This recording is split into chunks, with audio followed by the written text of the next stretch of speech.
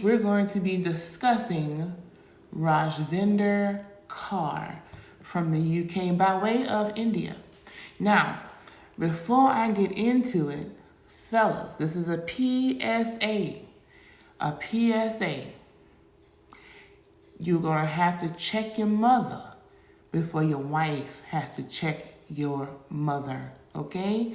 So, just a little tidbit about Rajvinder Kaur's mother-in-law, Baljit. Baljit was hands down the worst mother-in-law on the planet, with the exception of those mother-in-laws who actually kill. Baljit was not a mother-in-law who was violent, but her mouth was wretched. So, early 2000s, India is where this all began. Now, Rajvinder was a stay-at-home mother, stay-at-home wife, and her husband Iqbal provided all the money for the family. He went out and worked. Now, Iqbal's mother, Baljit, her husband passed away and she was a lonely widow, for lack of a better word. So, because he was the most dependable child or the most caring child, Iqbal took his mother in to live with him and Rajvinder, which is not a bad thing. However, fellas, this is where you have to step up and check your mother, because Baljit did not hold her tongue on giving Rajvinder the blues, the utter blues. She would yell things like, "You're a horrible mother, you're a horrible wife, this house is dirty, the kids are dirty, you're filthy, you're garbage, my son should have married somebody better," and everything along those lines. Now, the backstory behind why Baljit felt like that is because when it was arranged for them to be married, Iqbal and Rajvinder's family was supposed to pay a dowry to the Kaur family. Well, Rajvinder's people never paid that money. And so Baljit was very upset about this fact, and she never let Rajvinder live it down, right? So, a little bit more of the backstory between the Rajvinder issue and her sister. Now, Iqbal had another brother, and his brother also married Rajvinder's sister. So Rajvinder's sister was well aware of how foul-mouthed and trash of a person Baljit was, because Baljit did the same thing to Rajvinder's sister. But Rajvinder was a little bit more outspoken and would put Baljit in her place when need be. Rajvinder was not like that. Rajvinder would take it and take it and take it. It would wear on her emotions and her stability in the marriage. So, a little bit of a light at the end of the tunnel with this one. So, Iqbal and Rajvinder and the mother, Baljit, were living in India. But one day, Iqbal received a work visa to move to the United Kingdom for work. So Rajvinder was like, "Oh my gosh, yes, we'll take the job. We'll move. We'll leave your mother here in India. We'll rebuild our marriage, and I can be stress-free, and my emotions won't be torn to shreds because of your mother's evil, foul ways." And so they ended up moving. And of course, Baljit was like, "Oh, my darling son, you taking my son, you trashy woman. Whatever. I'll be a lonely widow. I'll miss my grandkids." And Iqbal was basically like, "Mom, look, if you want to come with us, that's cool. However, you're going to have to be nice to Rajvinder." And Rajvinder was like, "Your mom will never be nice to me. I don't want her to come. I want us to have a peaceful family life with just you, me, and the children." So, a bit of a reprieve, because Rajvinder and Iqbal and the two children were able to move to the UK without Baljit. But the bliss was short-lived.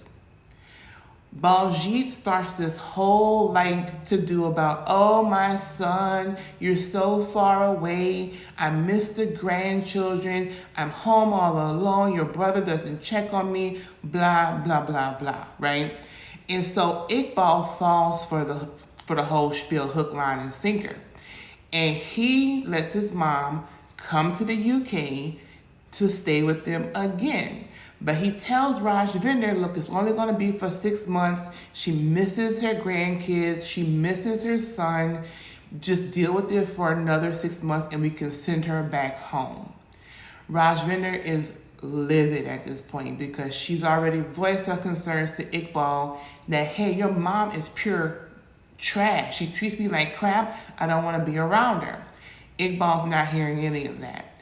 So Baljeet ends up in the UK visiting the Kaur family for about 6 months.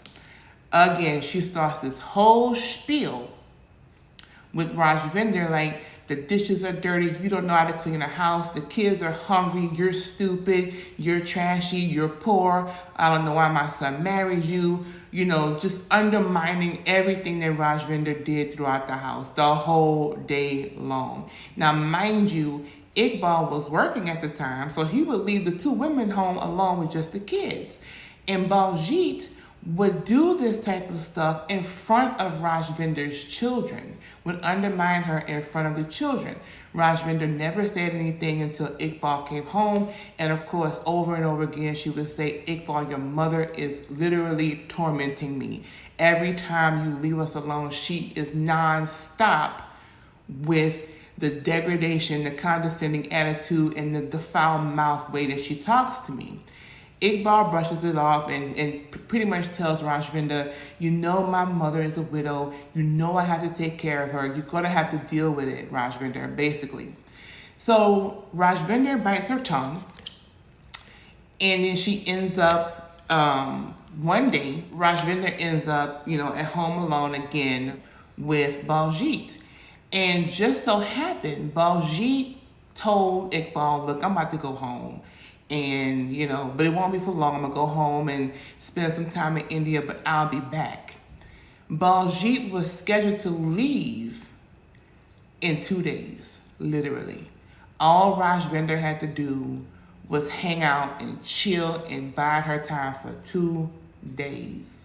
But Rajvinder knew that it wasn't going to be the last that she heard of Baljeet. So, of course, in true Baljeet fashion, even with 2 days left, she wasn't going to let Rajvinder have 2 days of peace at all. She was going to terrorize this girl until she caught a plane home. So, of course, Iqbal goes to work. Rajvinder's in the kitchen washing dishes. And Baljeet starts with the bullshit again.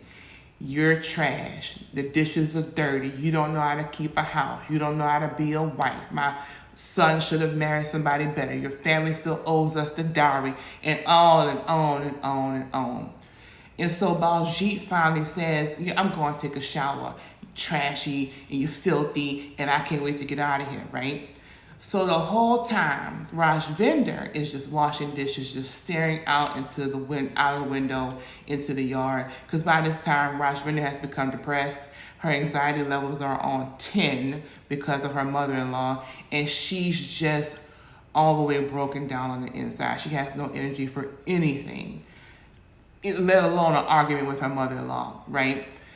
So Baljeet is in the bathroom taking a shower. Rajvinder has had enough, especially with the very last thing that Baljeet told her about, you're a filthy woman and trash and blah, blah, blah. Rajvinder had had enough. She had been dealing with her mother-in-law for years. This woman has followed them from India to the UK and has continued with the bullshit, right? So Rajvinder looks around the kitchen. She doesn't grab a knife. She doesn't grab anything that's a usual weapon if you want to harm somebody. Rajvinder grabs a rolling pin out of the kitchen drawer. She goes into the bathroom where Baljeet is butt naked in the shower, lathered up, full on, vulnerable and exposed. Rajvinder goes to the shower and proceeds to beat the living hell out of this woman. Beat her to death over 20 times, pounding on Baljeet until Baljeet did not move anymore in that shower. Now that Baljeet is dead at the bottom of the shower, rolling pin just full of blood, shower full of blood, the hallway leading into the bathroom, back into the kitchen is full of blood. Rajvinder gets on the phone and calls the police and makes up the most outrageous lie you could ever make up after having done something like this. She calls the police and says, "Hello, my mother-in-law slipped and fell in the shower. She's not moving." So the ambulance and the paramedics show up. They go to look at the scene. They're expecting a broken hip, maybe a broken shoulder or a sprained ankle or something like that, right? They look at the scene, and I kid you not, Baljeet has been beaten so bad that she is missing an entire face. Rajvinder beat the face off this woman. She was that fed up. And so the paramedics and the ambulance people were like, yeah, this is not a slip and fall in the shower unless she fell down a flight of stairs on her face. Something else is going on. So Rajvinder doesn't break. She tells the same story. Nope, she fell in the shower, she fell in the shower, she fell in the shower. Rajvinder says this story over the course of 14 different police interviews. Every time they ask her what happened, she fell in the shower, she fell in the shower. When Iqbal asks her what happened to his mother, Rajvinder tells Iqbal, your mother fell in the shower. And so nobody is buying it, right? So eventually she does crack and she does say, this woman pushed me to literally beat her ass. She had been a terrorizing force in my house for years. I had had enough. She was very rude, very mean, very degrading, very condescending, and so on and so forth. The judge ends up sentencing her to life in prison and then tells her, Rajvinder, look, you lost your mind, and the reaction to you losing your mind was a very frenzied one. You beat this woman over 20 times to the point where we could not recognize her face. And for that, you have got to serve at least 11 years in prison before I even think about letting you back into society. So as of 2012, Rajvinder Kaur was still serving time in prison. She's not up for release until 2023, 2024. So, fellas, again, I tell you, being married is fine and dandy. And having your mother live with you and your wife is a stretch, but it's still understandable given the circumstances. However, you have got to check your mother before she catches a rolling pin to the head. Rajvinder bust Baljeet's head literally to the white meat because she had had enough of this woman, A, being in her home, and B, being disrespectful in her home. Okay? Fellas, again, check your mother before she gets a rolling pin to the dome. All right? So make sure you like, share, subscribe to this video and my channel. That was the story of Rajvinder Kaur, the woman who had had enough with her mother-in-law and took a rolling pin to that woman's skull and face. And I guarantee you, she's never been more peaceful than she is now while she's in prison. Coming up next, I'm going to tell you a well-known story if you follow true crime like I do. It is going to be the story of Betty Broderick. And ladies, just so you know, the story of Betty Broderick is the textbook example of why you don't go funding another man's lifestyle. Y'all take care. I'll see you soon.